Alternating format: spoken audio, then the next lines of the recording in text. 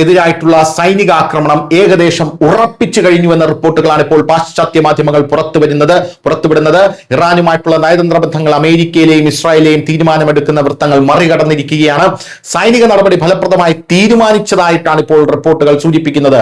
സമയം മാത്രമേ എപ്പോൾ വേണം എന്നുള്ള ചർച്ചയിൽ ഇപ്പോൾ ഉള്ളൂ എന്ന് ഏകോപന ചർച്ചകളിൽ പരിചയമുള്ള പാശ്ചാത്യ സ്രോതസ് ഇപ്പോൾ ഇറാൻ ഇന്റർനാഷണൽ എന്ന മാധ്യമത്തോട് ഇപ്പോൾ പറഞ്ഞിരിക്കുകയാണ്.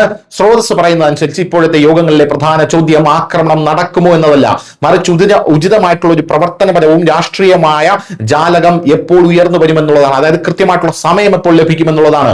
വരും ദിവസങ്ങളിൽ തുറക്കപ്പെടുകയോ ആഴ്ചകൾക്കുള്ളിൽ രൂപം കൊള്ളുകയോ ചെയ്തേക്കാവുന്ന ഒരു ജാലകമാണിത്. മുൻ കാലഘട്ടങ്ങളിൽ നിന്ന് വ്യത്യസ്തമായി ഈ ഘട്ടങ്ങളിൽ ചർച്ച ചെയ്യപ്പെടുന്ന യുക്തി ഒരു പുതിയ കരാറിൽ എത്തുന്നതിനെ അടിസ്ഥാനമാക്കിയുള്ളതല്ലെന്ന് ഇപ്പോൾ പല മാധ്യമങ്ങളും പറയുന്നു. വ്യാഴാഴ്ച ഇറാനുമായി സംസാരിക്കാൻ പദ്ധതിയിട്ടിട്ടുണ്ടെന്ന് US പ്രസിഡന്റ് ഡൊണാൾഡ് ട്രംപ് പറഞ്ഞു.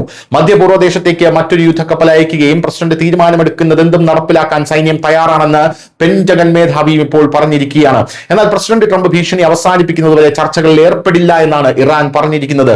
ഇറാന്റെ ഭരണഘടനയെ പരമാവധി ദുർബലപ്പെടുത്തുകയും ഒടുവിൽ തകർക്കുകയും ചെയ്യുക എന്നതാണ് പ്രധാന ലക്ഷ്യമെന്ന് സമീപകാല വിലയിരുത്തലുകൾ പറയുന്നുവെന്നാണ് ഇപ്പോൾ ഇറാൻ ഇന്റർനാഷണൽ റിപ്പോർട്ട് ചെയ്യുന്നത്. അദ്ദേഹത്തിന്റെ വാക്കുകളിൽ ഇതുവരെ ഇറാൻ അനുഭവിച്ചതൊന്നും അളവിലോ തീവ്രതയിലോ താരതമ്യം ചെയ്യാൻ കഴിയാത്തൊരു സാഹചര്യമാണുള്ളത്. ചർച്ച ചെയ്യപ്പെടുന്ന ഓപ്പറേഷൻ അഭൂതപൂർവമായതായിരിക്കുമെന്ന് സ്രോതസ് പറഞ്ഞു. ഇത്തവണ മുമ്പ് കണ്ടിട്ടില്ലാത്ത തരത്തിലുള്ള ഒരു ആക്രമണമായിരിക്കും ഇറാൻ നേരിടേണ്ടി വരിക എന്നാണ് ഇറാൻ ഇന്റർനാഷണൽ ഇപ്പോൾ സൂചിപ്പിക്കുന്നത്. എന്തായാലും നിലവിലെ പ്രവർത്തന സാഹചര്യങ്ങൾ മുൻകാലങ്ങളിൽ നിന്ന് വ്യത്യസ്തമാണെന്ന് US ഇസ്രായേൽ സംയുക്ത ചർച്ചകൾ നിഗമനത്തിലെത്തിയിട്ടുണ്ട്.